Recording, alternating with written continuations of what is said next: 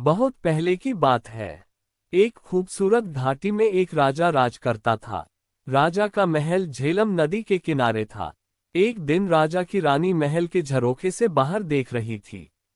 उसने एक मछली बेचने वाली को देखा जो मछलियों से भरी टोकरी लेकर शहर में बेचने जा रही थी।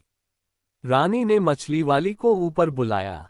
मछली वाली ने अपनी टोकरी नीचे रखी। टोकरी में ऊपर ही एक बहुत बड़ी मछली थी। यह मछली नर है या मादा? अगर मादा होगी तो मैं ले लूंगी, रानी बोली। रानी का इतना कहना था कि मछली जोर से हंसी और टोकरी में नीचे चली गई। रानी और मछली वाली दोनों मछली के हंसने से डर गईं। मछली वाली ने जल्दी से टोकरी उठाई और वहां से चल दी। रानी सोच में पड़ गई, मछली को हंसते हुए तो न कभी देखा न सुना। जरूर यह कोई विशेष मछली होगी। जब तक मछली के हंसने के रहस्य का पता नहीं लगा लूंगी, चैन से नहीं बैठूंगी। शाम को जब राजा महल में आए तो रानी ने मछली की हंसी के विषय में बताया। मछली आपकी बात सुनकर हंसने लगी। ये तो बड़े अचरज की बात है, राजा बोले। मैं कुछ नहीं जानती। आपको मछली क्यों हंसी इसका पता लगाना पड़ेगा।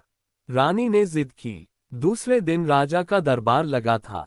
राजा ने सारी बात बताई और बोले, क्या कोई बता सकता है कि मछली क्यों हंसी? जब कोई कुछ नहीं बोला तो राजा ने अपने वजीर से कहा कि 6 माह के अंदर वो मछली के हंसने का कारण पता लगाकर बताएं, वरना उनका सिर धड़ से अलग कर दिया जाएगा। वजीर उसी दिन से मछली के हंसने का कारण पता करने में लग गए। बड़े बड़े ज्ञानी पंडितों से, जादूगरों से, साधु सन्यासियों से सबसे पूछा, कोई कुछ नहीं बता सका। दूर दूर तक यात्राएं की पर कुछ पता नहीं चला। समय निकलता जा रहा था। 5 महीने निकल गए और वजीर कुछ पता नहीं लगा सके। उन्हें अपनी मृत्यु सामने दिखाई दे रही थी। उन्होंने अपने बेटे श्याम को बुलाया और कहा, बेटे मुझे तो 1 महीने के बाद राजा मरवा देगा।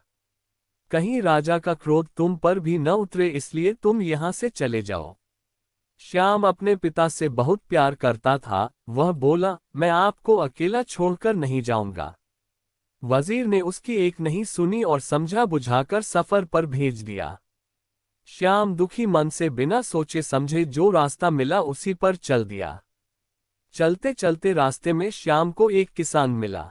किसान शहर से सामान आदि खरीद कर अपने गांव जा रहा था। श्याम ने सोचा, एक से भले दो। वह भी किसान के साथ साथ चलने लगा। थोड़ी देर चलने के बाद श्याम बोला, देखिए चलते चलते हम दोनों थक गए हैं। ऐसा करते हैं कि आधे रास्ते आप मुझे लेकर चलिए और आधे रास्ते मैं आपको लेकर चलता हूं, इस तरह से रास्ता आसानी से कट जाएगा। किसान उसकी बात सुनकर अचकचा गया। आधे रास्ते यह मुझे लेकर चलेगा और आधे रास्ते में? कैसी बेवकूफ़ी की बात है, किसान ने सोचा और चुपचाप आगे बढ़ता रहा। थोड़ी देर में वे एक पहाड़ी के ऊपर थे। नीचे झेलम नदी की पतली धार दिखाई दे रही थी और ऊपर देवदार के पेड़ों का जंगल। दोनों एक पत्थर पर बैठकर सुस्ताने लगे। श्याम ने जेब से एक चाकू निकाला और उसे किसान को देकर बोला, आप ये चाकू लीजिए और जंगल से 2 घोड़े ले आइए, और हाँ, चाकू संभाल कर रखिएगा, बहुत कीमती है। चाकू लेकर मैं जंगल से घोड़े पकड़ लाऊं। यहाँ इस पहाड़ी पर घोड़े? या तो ये खुद पागल है या मुझे पागल बना रहा है, किसान बड़बड़ाया। थोड़ी देर में फिर से दोनों चल दिए। कुछ देर बाद दोनों एक खेत में पहुंचे। खेत में पकी हुई फसल कटने के लिए तैयार खड़ी थी। कितनी अच्छी फसल है, किसान फसल देखकर बोला। हाँ वह तो है, पर पता नहीं फसल खा ली गई है या बची है। श्याम ने जवाब दिया, खा ली गई है। क्या मतलब है तुम्हारा? देख रहे हो फसल अभी कटी नहीं है और तुम कह रहे हो खा ली गई है। किसान गुस्से से बोला, मैंने तो यूं ही कह दिया, श्याम बोला। और वे फिर अपने सफर पर चल दिए। अब वे एक फूलों से भरी घाटी में पहुंचे। घाटी के एक ओर एक छोटी सी नदी बह रही थी। नदी के पार पहाड़ी थी जिस पर एक गांव दिखाई दे रहा था। किसान ने अपने जूते उतारे, पजामा ऊपर खोंसा और नदी पार करने लगा। नदी अधिक गहरी नहीं थी पर धार बहुत तेज थी और तलहटी में ढेर सारे छोटे बड़े पत्थर थे। नदी पार करके किसान मुड़ा तो उसने देखा कि श्याम जूते पहने हुए ही नदी पार कर रहा था। सचमुच में ये पागल है, किसान ने सोचा। नदी पार करके दोनों पहाड़ी पर चढ़ने लगे। गांव के पास पहुंचकर किसान बोला, मेरे घर चलो, कुछ खा पीकर और आराम करके आगे के सफर पर निकल जाना। मुझे बड़ी खुशी होगी आपके घर चलकर, लेकिन क्या आपके घर की छत इतनी मजबूत है कि आप मुझे अपने घर ले जा सकें? श्याम ने जवाब दिया।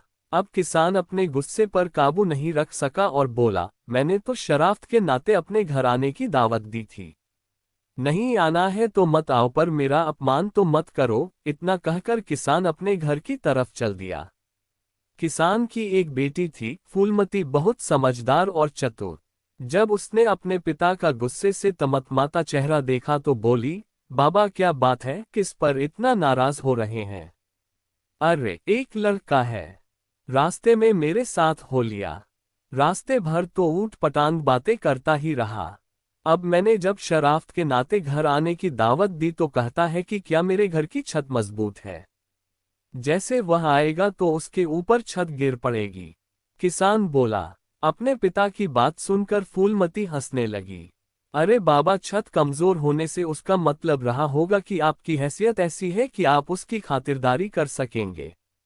जरूर वह किसी अमीर घराने का होगा। किसान ने सोचा तो उसे फूलमती की बात ठीक लगी। अच्छा बेटी, तो जरा उसकी उन बातों का भी मतलब बताओ जो वह रास्ते भर करता आया है। और किसान ने रास्ते का सारा हाल उसे बताया। फूलमती थोड़ी देर सोचती रही, फिर बोली, बाबा ये लड़का बहुत समझदार और बुद्धिमान है। उसकी हर बात में एक मतलब छिपा है। जब उसने कहा कि आधे रास्ते आप मुझे ले चले और आधे रास्ते वह, तो उसका मतलब था कि आधे रास्ते आप उसे कोई कहानी सुनाए और आधे रास्ते वह सुनाएगा। इस तरह रास्ता आराम से कट जाएगा और किसी को थकान महसूस नहीं होगी। और घोड़े? किसान बोला। घोड़ों से उसका मतलब असली घोड़ों से नहीं था। उसका मतलब था कि जंगल से लकड़ी की दो मजबूत टहनियां काट कर ले आइए, जो छड़ी का काम देंगी। चलते चलते थक जाने पर छड़ी का सहारा किसी घोड़े से कम नहीं होता। और फसल खा ली गई है से उसका मतलब था कि कहीं किसान ने साहूकार से कर्ज तो नहीं लिया है, अगर लिया होगा तो फसल सारी साहूकार उठा ले जाएगा। किसान को तो कुछ नहीं मिलेगा। चलो तुम्हारी सब बातें ठीक हैं, पर जूते पहनकर नदी पार करना तो पागलपन ही कहा जाएगा। किसान बोला। बाबा मैं कई बार सोचती हूँ कि लोग जूते उतारकर नदी में क्यों जाते हैं। ऐसा करने से कोई नुकीला पत्थर उनके पैर में चुभ सकता है और वे गिर भी सकते हैं। जूते पहने रहने पर पैरों का बचाव तो होगा। अरे, ये लड़का तो सचमुच में बहुत अक्लमंद है। मैं अभी उसे लेकर आता हूँ, कहकर किसान घर से निकल गया। इधर फूलमती ने सोचा क्यों न वह भी लड़के की परीक्षा ले। उसने एक थाली में 12 रोटियां रखीं, एक कटोरा खीर का भर कर रखा और दूध से लबालब भरा हुआ एक जग रखा। थाली नौकर को देकर बोली, ये थाली श्याम को देना और कहना कि साल में 12 महीने होते हैं, पूरे चांद की रात है और सागर में पानी लबालब भरा है। नौकर लालची था। उसने सोचा अगर मैं थोड़ा खाना खा भी लूं तो लड़के को क्या पता चलेगा। उसने एक रोटी खीर के साथ खा ली, फिर जग में से थोड़ा दूध पी लिया। फिर उसने जाकर थाली श्याम को दी और फूलमती का संदेश सुनाया।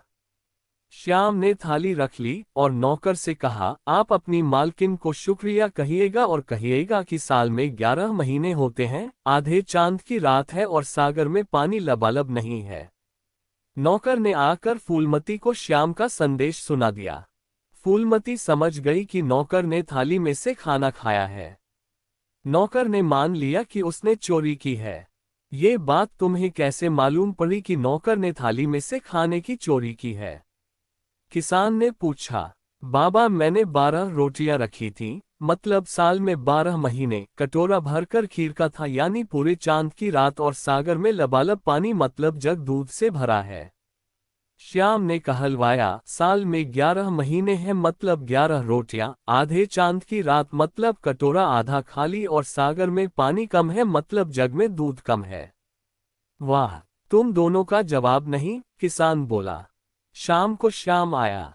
खाना खत्म होने के बाद फूलमती ने सबको चाय दिया।